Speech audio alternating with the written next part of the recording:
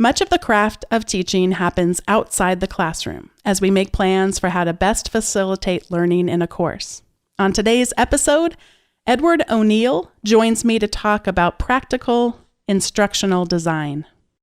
Produced by Innovate Learning, maximizing human potential.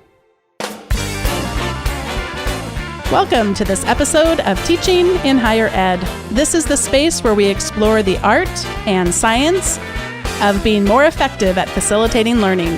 We also share ways to increase our personal productivity approaches so we can have more peace in our lives and be even more present for our students.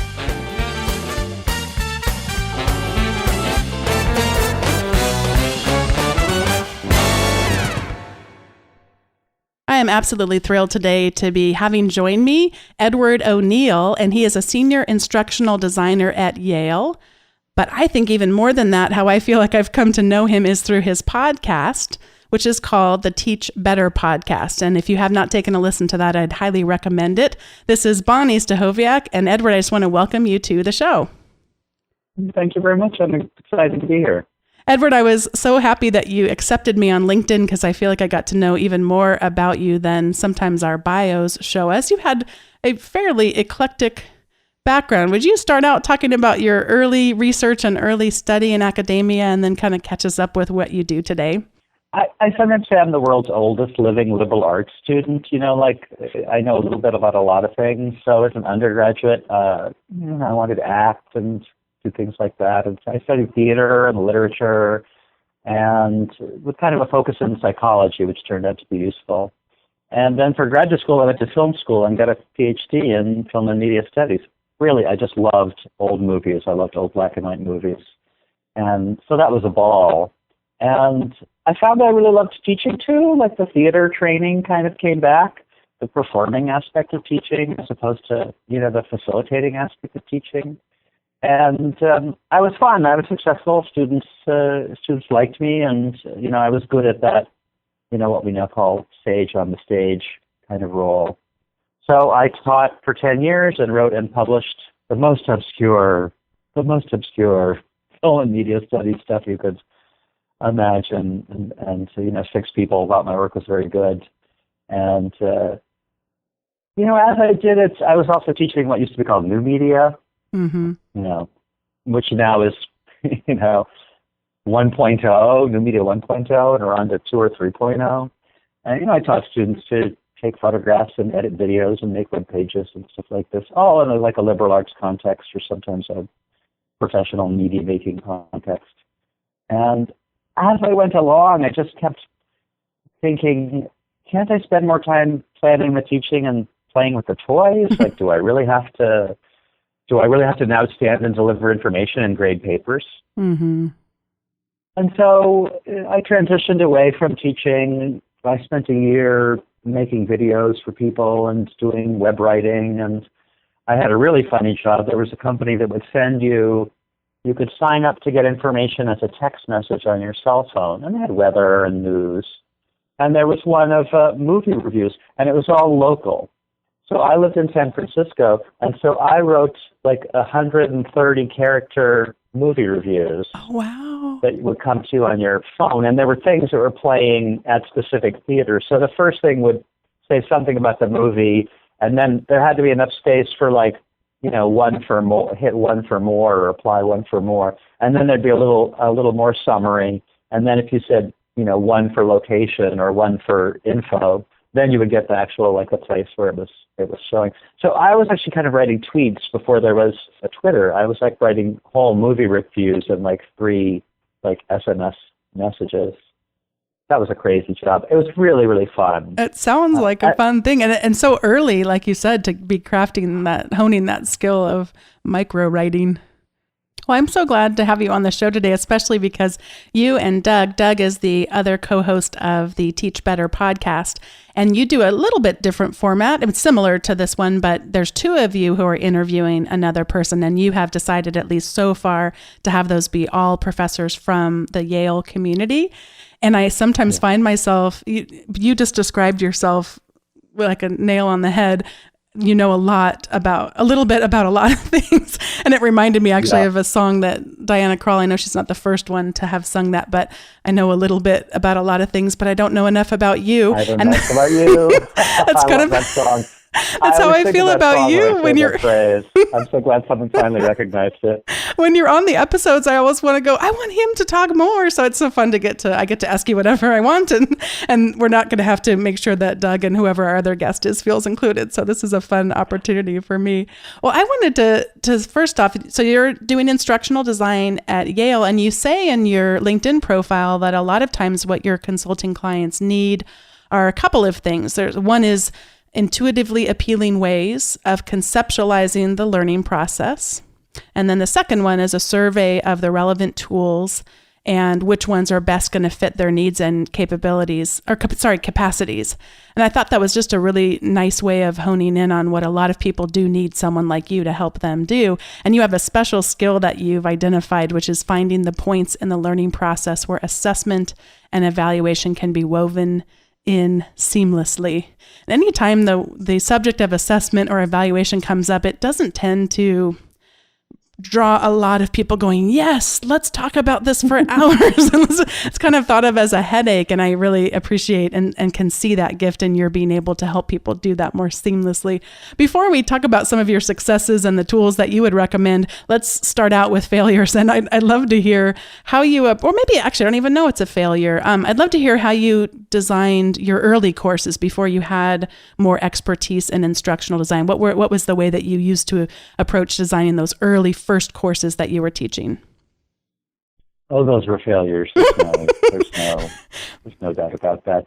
I mean, what happened in those courses was I made sure, most importantly, students had to do something every week. And in an online course, you can't just say, go read some books and we'll chat a little and now write a long paper. I really knew from the beginning that they had to do it very incrementally, a little bit at a time. That was right.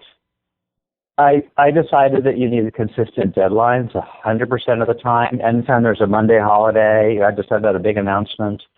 And some of the things I did right, Monday morning the students get a message saying, hey, have you ever seen those old crazy black and white horror movies?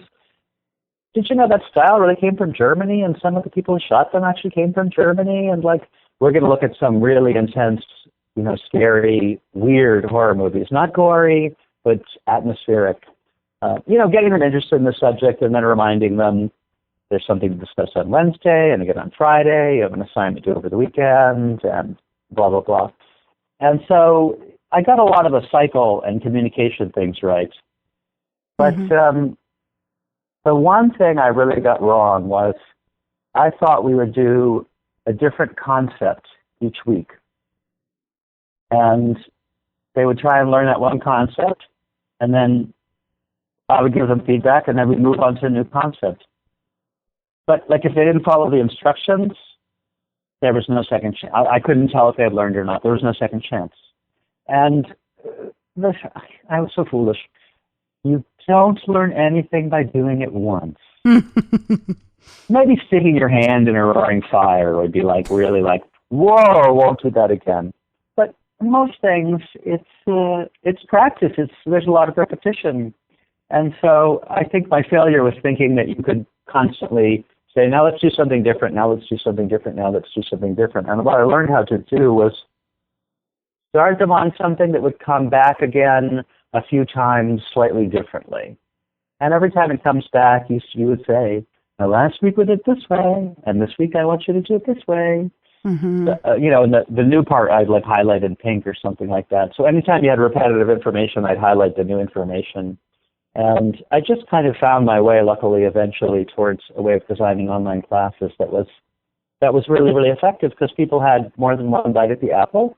You saw things again from slightly different angles. I think it probably helped students build a more robust mental model. The stakes on all the things were low, and they really internalized the concepts. But boy, it was humiliating when you look and say, gee, why are they not learning this material? And I do a whole workshop where I have a whole presentation on how I failed to change these things because I didn't want to accept the responsibility, and I wanted to see it as the student's fault, and it's so hard to get out of that. What I'm hearing from you too is, though, still even back then, that natural, at least you were measuring to see that the learning wasn't happening. So I think there would be compounding that issue of you failing in those ways would be if you hadn't ever noticed that you were failing in those ways. If you didn't have to worry about potentially bruising egos or giving unsolicited advice, if you could just say it like it is, what are 2 or 3 of the biggest things that the faculty that you see today are doing that are holding them back from being as effective teachers as they could be? I think professors know their contents, and they think of what they're offering as a great big mountain of content, which they've mastered, to this amazing extent. And they don't realize that, part of expertise is, it's like Tetris, like when you do it beautifully and all the pieces will fall down and there's no gaps or anything.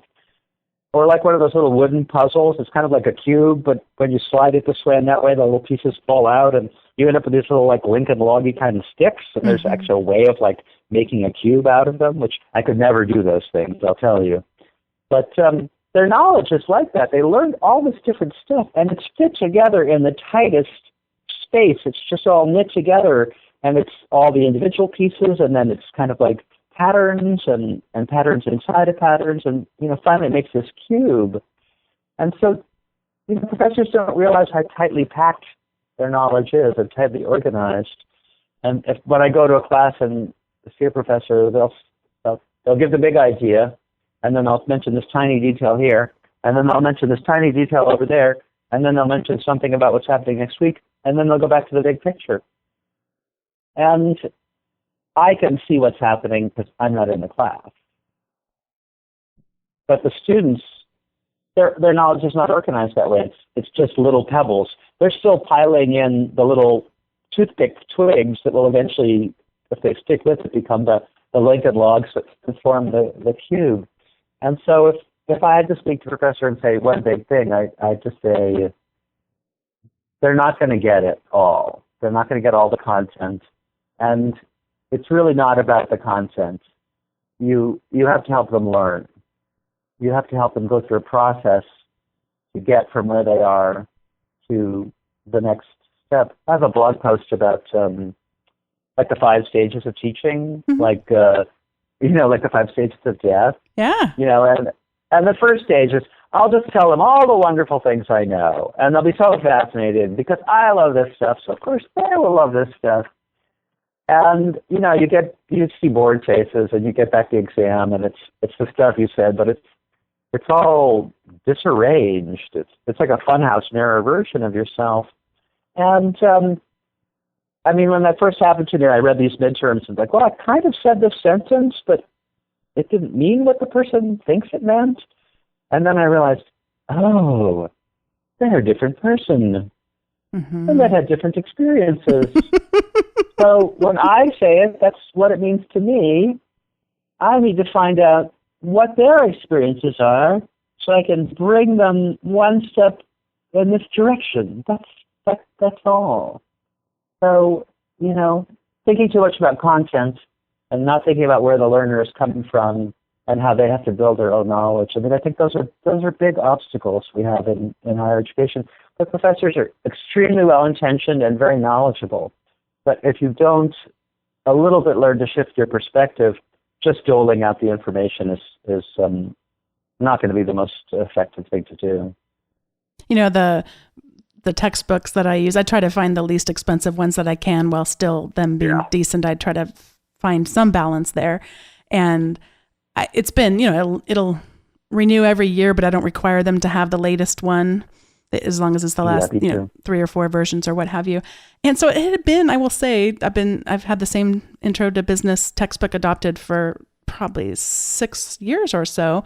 And I just this last semester had realized when I was grading one of the tests, I thought, these answers are really bad, but they're bad all over the place. Like, unless they all shared, study notes for the exam, which there would be nothing wrong with that, of course, if they were studying together. But I thought it just didn't seem like that was what was happening here. And I'd open up the textbook, and sure enough, they were just copying memorized in their minds some definition from the book. And it was horrible. So I thought that's what I'm working on now, is going back and unpacking some of that and saying, well, you have to do the reading again, even though you already know it, but just to try to find where they've just done a bad job giving definitions, so you can fill in some of those gaps there. But yeah, it is that knowledge that you're describing, where it's so easy for us, when we have more expertise, to do that recall and see all those connections. In fact, there's a prior guest that I had on the show, Peter Newberry, who's teaches physics at UCSD, and he talked about that same thing, where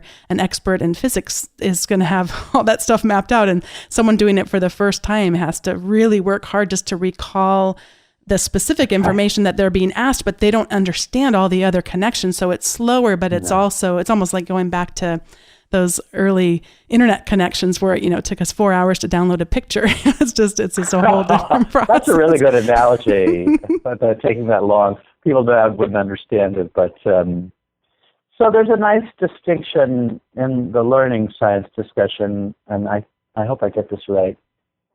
There's rehearsal and there's elaboration. So when you repeat, you have the vocab cards for your language class, the little flashcards, and you practice, you're just rehearsing. You're trying to repeat the same thing and you're stuffing it into memory. So you might have a flashcard that says maison on one side and house on the other. Elaboration is where you kind of talk about the subject and kind of talk around it. Well, maison could be a family, and that's just the family lives in a house, and a maison is not that you note, which is, we say hotel, but it can mean something slightly different, or the older meanings of it. And so elaboration seems to be much better for learning. You're connecting, you're building that network, you're connecting the new information to the old information. So when I taught online, the thing I found was that they would read about something like, well, early cinema had monopolistic practices. People patented the technologies and they wouldn't let anybody else. They claimed that you can't use a movie camera because we invented it, and everybody kind of claimed some version of that. So I would have them talk about monopolies, and I would look at it, and it's just a mess because everyone was talking about something different. So, and they didn't understand the reading because they didn't understand the word monopoly. So I made it. So the first thing was, what is a monopoly? What's the dictionary definition, and what is it to you? Is Microsoft a monopoly? Is Mac a monopoly? Is Google a monopoly? And is that a good or a bad thing? And so I made them talk about their own experiences. I made them look at dictionary definitions. I made them construe their own definitions. I made them reply to each other, etc. And then I said, now, reading the book in early cinema, and they asked a question about monopolistic practices. I've forgotten what the question would be. But they had elaborated. How is the monopolistic practices they had in the teens in the film industry similar or different than what's going on now?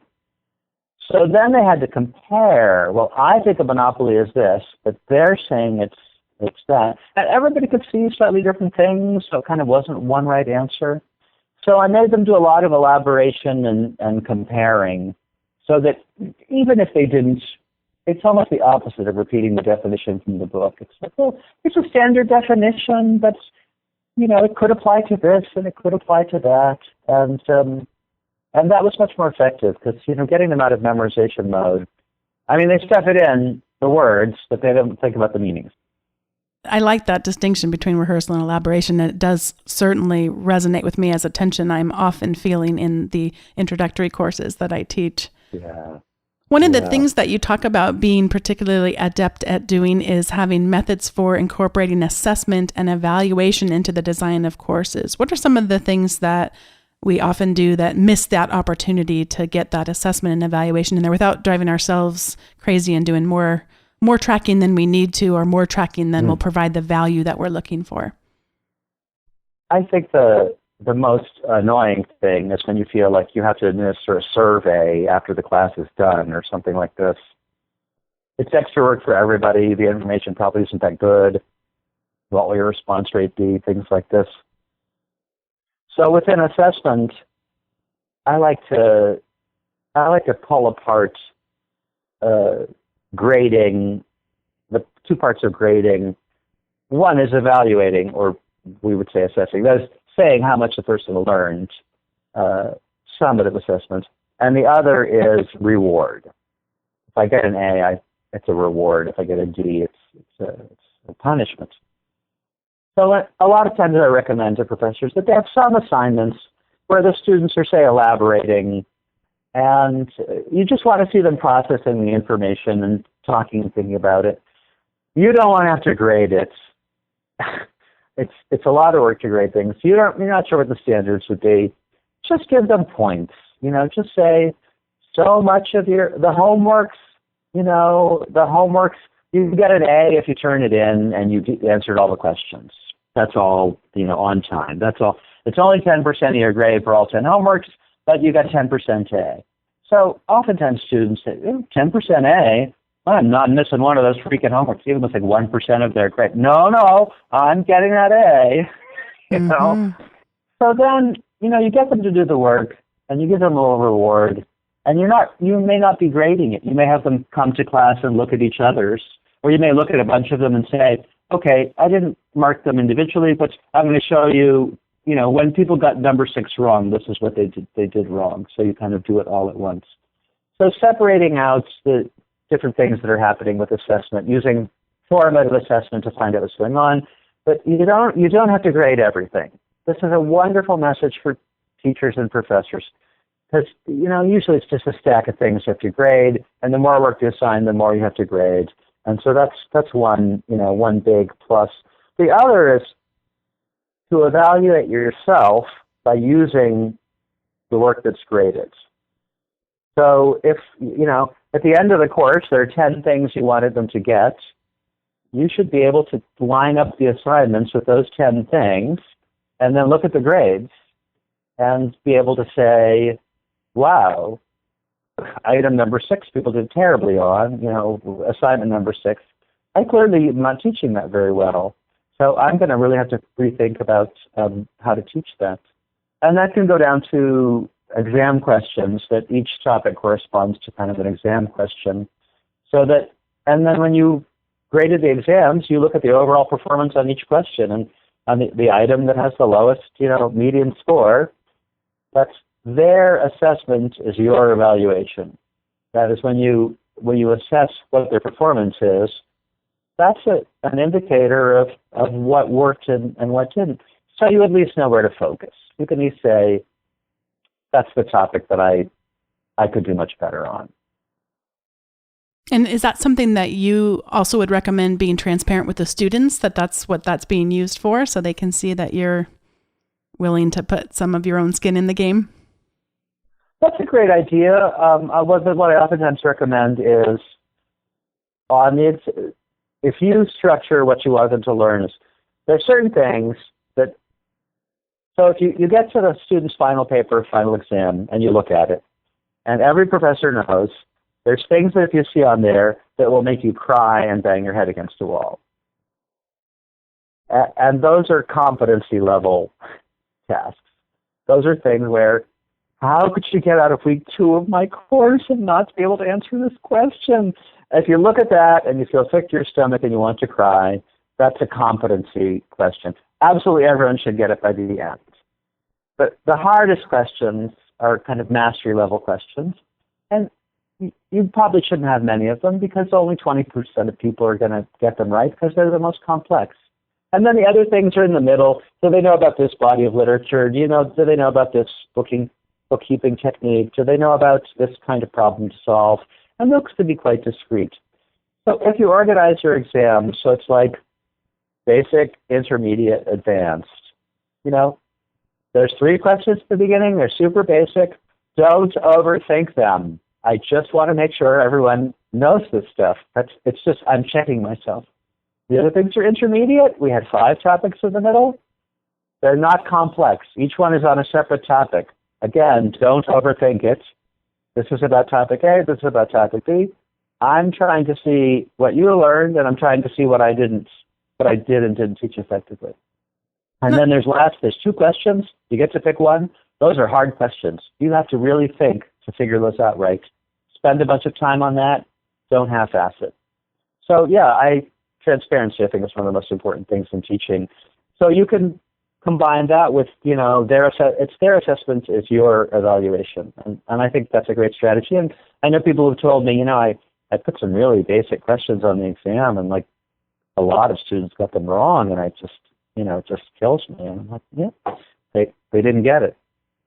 I'm going to have to find this graphic that I'll put in the show notes for people to look at. That's from some research from Harvard about motivation, which you and I were chatting a bit about our dissertations before we pressed record. And this one's in my dissertation if anyone wants to read it. But I think there's probably better things that I've written since my dissertation. We were both talking about getting our dissertations done, and that was the most important thing. But at any rate, it's this diagram that is around motivation, that if I don't feel challenged at all, I'm not going to be particularly motivated. But if I feel too challenged, that's also going to really drop down my motivation. So wanting to construct things in such a way that there's not all this pressure to perform, that there's such high stakes in this. And at the same time, if there's completely low stakes and there's nothing in it, it's really hard to get their effort going in those cases. So I like the way that you're proposing this design for assessment. Yeah, thank you. I think the professor I talked to said that when they do active learning in the classroom, one of the hardest things for them to figure out at the beginning, something that just took them, blindsided them, was how long do you give the students to talk about something? And a very clever response is that you can give them a 1-minute problem, a 5-minute problem, and a 15-minute problem because they're very different, and they would approach them differently. So you give them a problem, say, I'm going to give you 1 minute to talk about this. Broad strokes, first impression, what does your gut tell you? What do you think in general? You're not going to be able to find the answer. I don't want the answer. I want you to tell me, what does the answer look like prediction-wise and why? And then maybe the next thing is, now I want you to spend 5 minutes talking with your neighbor about how to set up the problem. Can you come to an agreement about, are there different ways to set it up? How would you set it up? And then finally, we'll spend 15 minutes where I want you to be actually solving the problem, and we'll come around and help you once we're sure that people have set it up in useful or interesting ways. So it's almost like you can do that adjustment of difficulty and let the students know, okay, don't spend a lot of time on this, think quick, and kind of grade things up from there. I think there's a graphic about these kind of challenge motivation things that it puts flow, with the Sigmenta-Haley, Haley. I never know how to pronounce it. You're going to do better than I can ever do. It's like a pinwheel, and it's kind of like, I've forgotten what the dimensions are. One is harder, there's harder, easier, and there's kind of something else. And it kind of like is, maybe it's the stakes. If it's easy and low stakes, you're bored. It's kind of like boredom on one end, and then at the other end is like, steam coming out your ears, and, total emotional breakdown, stress. And somewhere in another zone is like, hey, this is hard, but I've got the hang of it, and the stakes aren't too high, and I'm having a great time. I think that stuff is really, really helpful for teaching. One of the things you were talking about earlier reminded me of a post that I wrote that I'll link to in the show notes, and that is about using the iPad game that the Ellen show came up with. It's called Heads Up. And essentially, it's kind of like the game catchphrase some people might be familiar with, where you have your iPad. You do look ridiculous, by the way, people walking by the classroom seeing you do this, but holding the iPad above your head, and it has a word on it. It's one of the vocabulary words you're trying to get them, in this case, to be able to elaborate on, although at the early stages, they're just at rehearsal stage. But they try to describe that word to get me to say it. And then as soon as I do, I make the iPad, I sort of flip it down like a sign and then flip it back up, and that gives them a point. And if they skip it, I put it back behind my head and then put it back up, and that means they don't get points and they pass their turn to the next person. And it's I was really thinking about teaching some of the less experienced students in the freshman and sophomore levels versus playing that game. That they'll actually, when they've had me before for the earlier classes, they'll say, "Hey, can you bring that game in again? Because we really like playing that." And they get to where they can beat me at that game. Because I'm not as fast as they are. I mean, some of them are just as sharp as could be, and they can process it so quick. I mean, you know how it is. I'm in my 40s now. I'm forgetting words. I know. It's so fun to see that transformation in two ways for me. One is because, yes, of course, the best gift to me would be that they are far better than I ever am at anything. So it's like a compliment when they're moving up in their knowledge and their skills. But then also that they have a fond memory of something that they learned from me in a fun way in earlier classes, and now they want to do it. Because sometimes in the early classes, they get shy about it, and it's kind of, we're going to do that silly thing again, and but it grows on them. It takes some time sometimes. I worked with a professor at USC, and he had a version of Jeopardy that he worked with PowerPoint, and then it's kind of a touch screen computer, one of the very early touch screen computers, and damn it, the kids love to play Jeopardy. I mean, this is an engineering class, and he would offer them at the end. He says, "Do you want to do another problem? Do you want to do this? Do you want to drill concepts of Jeopardy?" Oh, Jeopardy! I mean, it was really charming. That story of using that game, it's so rich. You targeted it's the less experienced students. They need more motivation. They probably need more practice. I agree with you 100%. If you're not finding students who are smarter than you, then I don't know. You're the smartest person in the place. I don't. It's not a danger for me. I'm smart enough, but you encounter young people who are just so phenomenally bright, and it is interesting seeing your brain, which is such a rich network of knowledge, and you did this creative thing of figuring out this game could be used in learning context. That's not a speed thing. That's dexterity. That's not speed or force. Yeah. There was another fun thing that happened too. I was showing in a business ethics class that I taught. It was the first time I taught it at the undergraduate level. And I showed a couple clips from John Oliver's show. I almost get it confused. It's not The Daily Show because that's John's story. Right. May he rest in peace in a very short time. He's not dying. He keeps telling us he's not dying. He's just going off the air. And anyway, what is John Oliver's show? Anyway, you know what I'm talking about. And it's so fun. Night next week, yesterday, or whatever. I can't remember either. Yeah. This student would then go on and watch all his prior ones, and every week the new ones that were coming out. And he'd come to me and say, "Did you see this one yet? Did you see this one yet?" So it's fun to introduce them to that. And get to the feedback too. Yeah. I mean, no, I taught media studies, so it was easy pickings in a way. You would, at a certain point, I decided, well, what are they watching? I can show them my favorite things. And I had everybody has to do one presentation, and you bring in a clip of under 2 minutes and talk about it in the context of the class. Well, we saw a lot of Family Guy because they just love Family Guy. The more vulgar, the better. But people brought in things I'd never heard of that were so on point.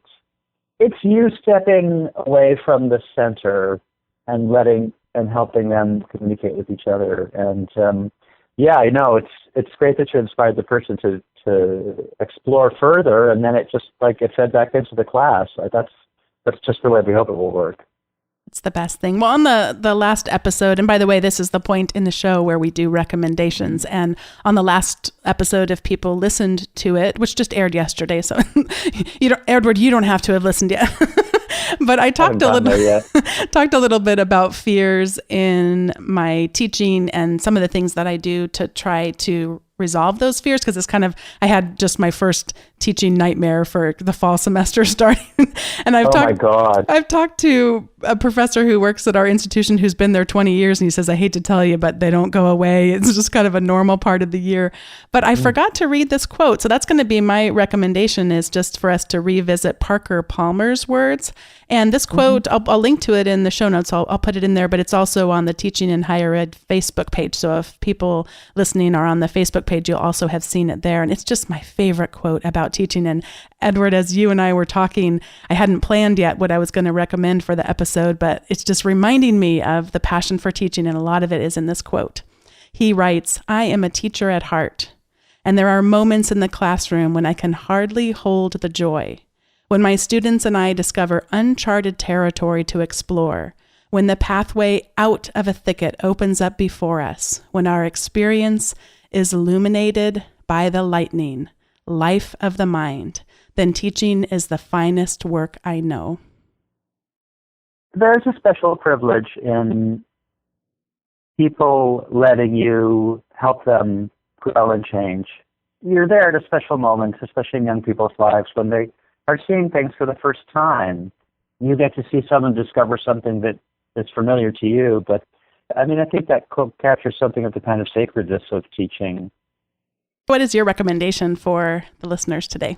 I've been getting back to the work of Carl Rogers, the kind of founder of humanistic psychology, and he pioneered a kind of non-directive psychotherapy. Instead of telling the person what was wrong with them, Rogers decided that if you just listened to someone and tried to understand them, or essentially were a good listener of a certain kind, that they would discover themselves through your non-judgmental acceptance and valuing them as a human being. You listen, you try to understand, you don't judge, and you try and really do it as yourself. You're not just there as kind of a technical professional, you're a human being. And it turned out that a lot of research that ensued showed that when therapists and counselors listen and are less judgmental, etc., that a process of growth kind of naturally unfolds. So Carl Rogers has a book called On Becoming a Person. It's kind of some of his basic writings. And if you read it, you might find, I think this is terribly touchy-feely. But he does go on to show the research behind what he's talking about, some of which I think would even be cutting edge today. And he has some things in there about learning. Because he sees therapy as learning, and in a sense kind of learning to be yourself.